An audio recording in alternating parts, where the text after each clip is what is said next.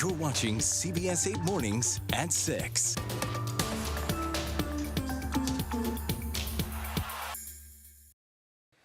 Hello, everyone. Thank you so much for joining us here, 6 a.m. on this Friday. I'm Eric Connard. And I'm Neda Iranpur. Glad you're here with us. And today, a hot one out there. But the fog right now is pretty rough to get through. So let's check in with Evan Rani. Where is this fog? So it continues to be an issue mainly along the immediate coastline west of the 5 freeway, and in some cases extending all the way to the 805, the 15 up north. I mean, we've got those issues up in Oceanside for the first time over the last several days. It's mainly been a South Bay issue up through Kearny Mesa, but Oceanside starting to see some of that impact with 8 miles of visibility along with Kearny Mesa. Downtown San Diego, always a trouble spot, and they're at half a mile. We're going to be watching for the possibility of some delays into and out of San Diego International this morning. Once that fog starts to break apart closer to 9 a.m., we'll get temperatures into the 70s. And then across our inland valleys, I mean, 15 degrees warmer without that fog at 87 degrees on that afternoon high. You make your way out to the mountains, factor in needing plenty of water if you're going on a hike this weekend or even just today. 82 degrees, and it could be the first day in 2025 where our deserts make it to the triple digits. Their forecast high in Borrego Springs and Ocotillo Wells, 102 out there. Weekend beach forecast is comfortable, but it is going to be a little on the cooler side for the morning hours and into the afternoon as we start that gradual cool down into the weekend. Coming up, we'll talk about what to expect throughout next week, where we really start to notice those more average and in some cases cooler than average temperatures. Back to you. Evan, thank you so much. And now we begin with breaking news this morning. China has raised tariffs on U.S. goods up to 125%. Overnight, Chinese leader Xi Jinping made his first public comments on this escalating trade war, saying in a statement his nation is not afraid. It comes after President Donald Trump's raised tariffs on China to 145%. China has indicated it does not intend to go higher than 125%, saying it would be meaningless to engage in further escalation. On Wednesday, Trump paused his latest round of tariffs for 90 days for all countries except China. White House officials say the president is waiting for Beijing to break the impasse, but Beijing has repeatedly refused to arrange a leader-level phone call. Xi has instead launched a week of high-stakes diplomacy with other trade partners.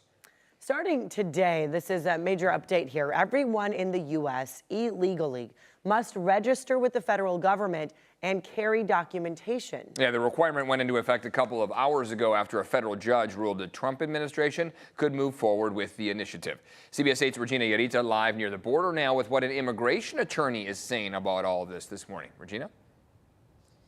Yeah, good morning, Eric and Neda. That's right. And well, as you heard, that judge actually sided with the Trump administration, arguing that officials are simply enforcing a requirement that already exists for anyone who's living in the United States and is not a U.S. citizen. Now, this is a law that can be traced back to World War II, but over the decades, the registration requirement has rarely been enforced, which is what White House officials are responding to, saying this will no longer be the case. The Trump administration will enforce all immigration laws and will not pick and choose which requirements will be enforced. That's according to the White House. Immediately after the ruling, Department of Homeland Security officials emphasized in a news release that the deadline to register for those who've already been in the country for 30 days or more is today. Now, the registration process also applies to so-called snowbirds who are coming from other countries and plan to stay for 30 days. Registration will be mandatory for everyone 14 and older without legal status, so people registering have to provide their fingerprints and address. Right now, questions have started to flood about how the registration requirement will work. There's also concern from migrant advocates on the recent ruling, some saying it brings back shameful episodes in U.S. history and discriminates against immigrants and people of color. But let's listen to what immigration attorneys have to say about it. They're threatening fines and jail time, but we'll see if they can even do that. I mean, our jails are full. Our immigration detention centers are full. There's no space for people. Now, again, that requirement goes into effect today. Those who do not comply could potentially face fines, imprisonment, or even both. I'm reporting near the border. I'm Regina Urita, CBS 8. Regina, thank you so much for the details on that. And now, new this morning, San Diego State University has confirmed 4 of its international students have had their visas revoked by the federal government.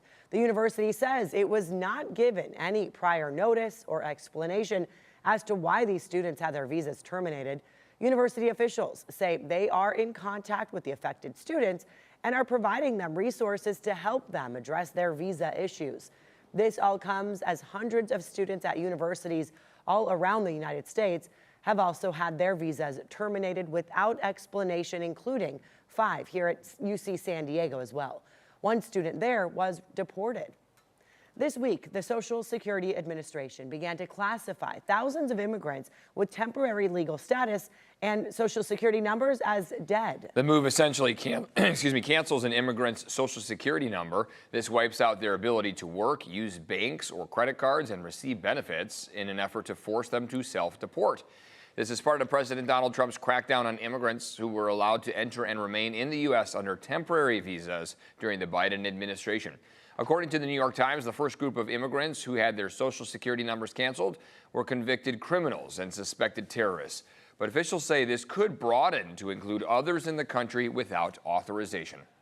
Immigrant rights groups are asking a judge to block the IRS from turning over sensitive information about undocumented taxpayers. On Monday, the Trump administration announced the Internal Revenue Service could share that information with ICE. The plaintiffs say federal law requires a court order for the IRS to share that data. The agency is allowed to share taxpayer information for use in criminal investigations. The Department of Homeland Security says that provision allows the data sharing since it is for migrants already facing deportation orders. The suing groups argue that only applies to individualized requests and not wholesale requests for bulk data.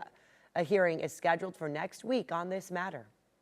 This morning, we are now learning more about the tragic tour helicopter crash that happened in the Hudson River near New Jersey just yesterday. 6 people, the pilot and a family of tourists, died in this. Investigators from the National Transportation Safety Board arrived on the scene overnight, and we expect to hear from them later today.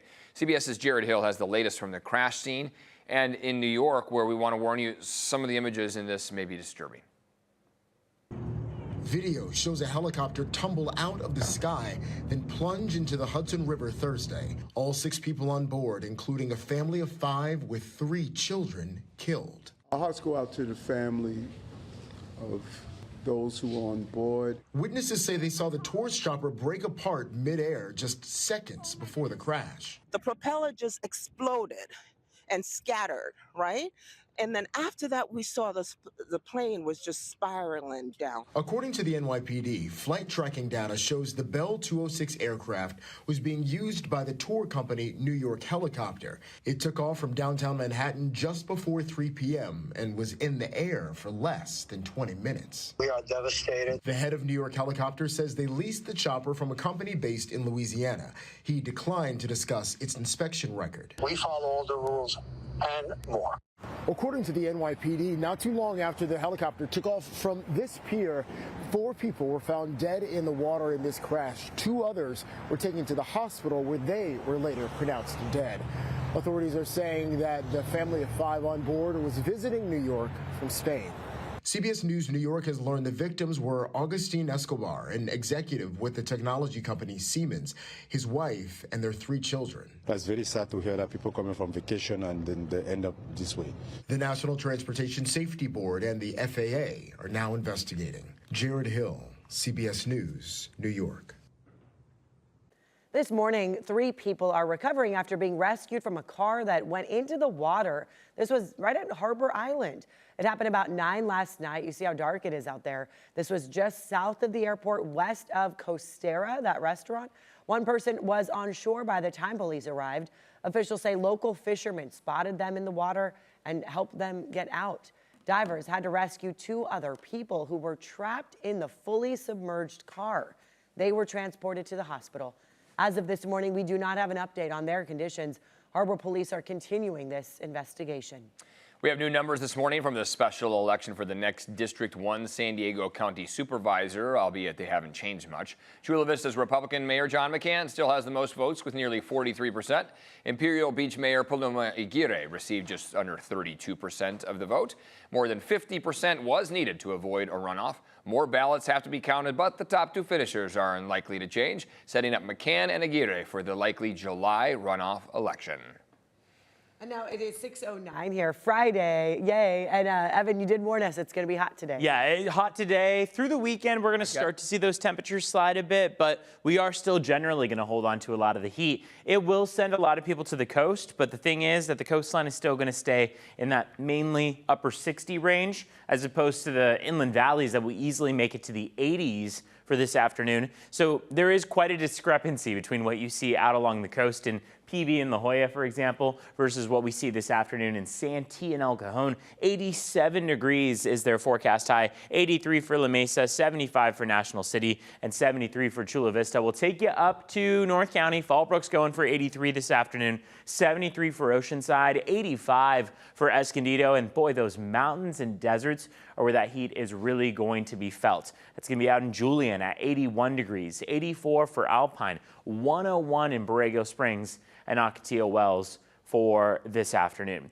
We're going to cool down slightly for Saturday and Sunday, but it's not going to be much of a cool down. So you have to factor that in, that it will still be warmer than normal. Conditions right now are in the 50s across the board, 54 for San Diego and Chula Vista, 51 right now in Santee with a lot of sunshine. Carlsbad's starting to see that sunshine, or at least will see the sunshine, I should specify, when the sun comes up in about 30 minutes. 55 in National City with that cloud cover hanging on. On the 5-day forecast, you can see what we're talking about. 80s for today, sliding down to the 70s for Saturday and Sunday, and then we're back down to about normal for Monday, Tuesday. So that's going to take us back to about average territory as we kick off next week. Still some fog through the weekend and even into the beginning of next week that we're going to be watching for.